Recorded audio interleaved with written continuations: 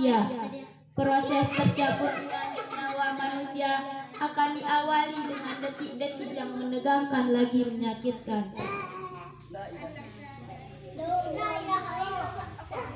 Kematian adalah air mendidih. Rasulullah Shallallahu Alaihi Wasallam bersabda bahwa kematian sakaratul maut itu sakitnya sama dengan tusukan 300.000 pedang.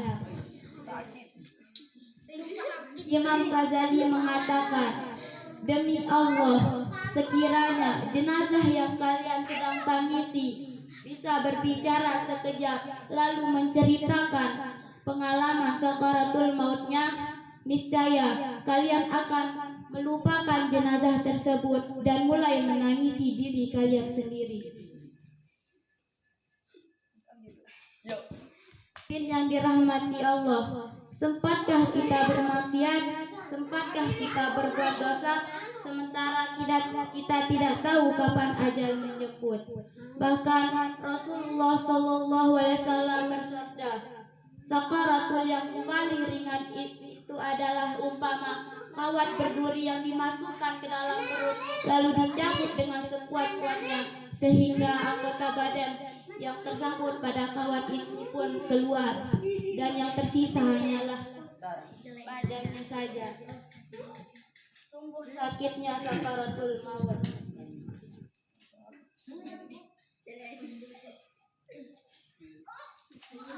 Rasulullah Shallallahu Alaihi Wasallam bersabda,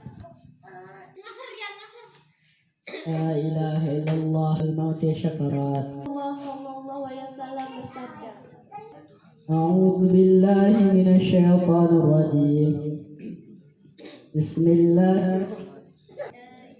La ilaha illallah innal maut syakarat. Yang artinya, tiada Tuhan selain Allah. Sesungguhnya di dalam kematian terhadap rasa sakit. Selain Allah, sesungguhnya di dalam kematian terdapat rasa sakit. hadirin yang dimuliakan Allah, ada kehidupan, ada pula kematian. Kematian adalah suatu kepastian bagi setiap makhluk yang bernyawa. Allah berfirman dalam surah Ali Imran ayat 183.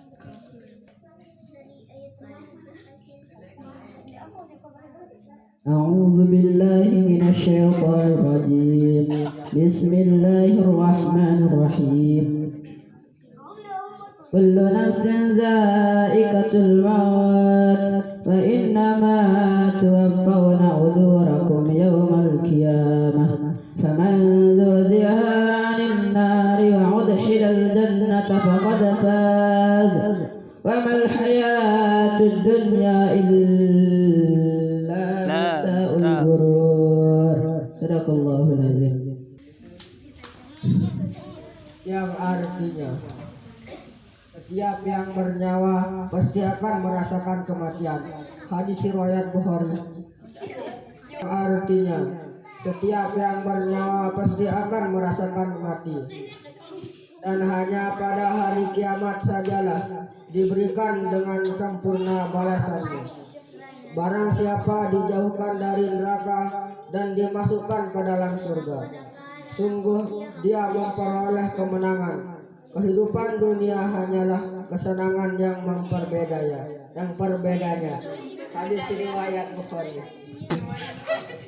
Hadirin yang dirahmati Allah, saat nyawa dicabut, napas kita tersenggal, mulut terkunci, anggota badan lemas tak berdaya, dan pintu taubat pun tertutup. Pada saat itu, tak ada yang bisa menghindarkan kita dari sakaratul maut. Allah berfirman dalam surah Kaf ayat 19. Bismillahirrahmanirrahim. Waja'at sakratul maut bil haqq, dzalika ma kunta minhu tahid. Sadaqallahul Aliyyul Azim. Yang artinya, dan datanglah sakaratul maut dengan sebenar-benarnya, itulah yang dahulu hendak kamu hindari. Hadis riwayat Bukhari. Hadirin yang dirahmati Allah, adapun tanda-tanda sakaratul maut. Malaikat maut memperhatikan wajah setiap manusia di muka bumi ini 70 kali dalam sehari.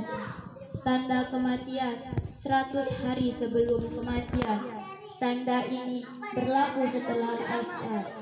Seluruh tubuh mulai dari ujung kaki hingga ujung rambut seolah-olah bergetar hingga terasa seperti menggigil. 40 hari sebelum kematian. Tanda ini juga akan terjadi sesudah asar. Bagian pusat kita akan berdenyut-denyut. 7 hari sebelum kematian. Tanda ini hanya diberikan kepada orang yang diuji dengan musibah sakit, di mana orang sakit tidak berselera makan secara tiba-tiba. Secara tiba-tiba dia berselera untuk makan. 5 hari sebelum kematian, pada saat ini akan terasa denyutan di bagian tengah dahi, yaitu di antara dahi yang tengah dan kiri. Ketika itu juga mata hitam seseorang itu tidak bersinar lagi, dan bagi orang-orang yang sakit, hidungnya perlahan-perlahan turun, telinganya akan layu. 1 hari sebelum hari kematian ini akan berlaku sesudah asar, di mana akan merasakan satu denyutan di sebelah belakang, yaitu di bagian ubun-ubun, di mana ini untuk menandakan tidak akan sempat untuk menemui waktu asar keesokan harinya. Tanda yang terakhir di mana akan merasakan kondisi udara di bagian pusat dan akan turun ke pinggang dan seterusnya akan naik ke bagian jantung. Cukuplah kematian sebagai nasihat untuk setiap dari kita. Apakah kita sudah siap ketika kematian sudah menjemput? Sudah cukupkah bekal yang kita punya untuk menempuh perjalanan menuju alam akhirat? Sudah pantaskah kita untuk bertemu Rabb kita? Sudah layakkah kita untuk ditempatkan di dalam surga? Semoga kita semua lebih mempersiapkan diri sebelum ajal menjemput. Sekian, terima kasih. Sekian dato yang kami sampaikan. Mohon maaf atas segala kekurangan kesalahannya. Wallahul muwaffiq wal hadi ila sabilir rasyad. Assalamualaikum warahmatullahi wabarakatuh.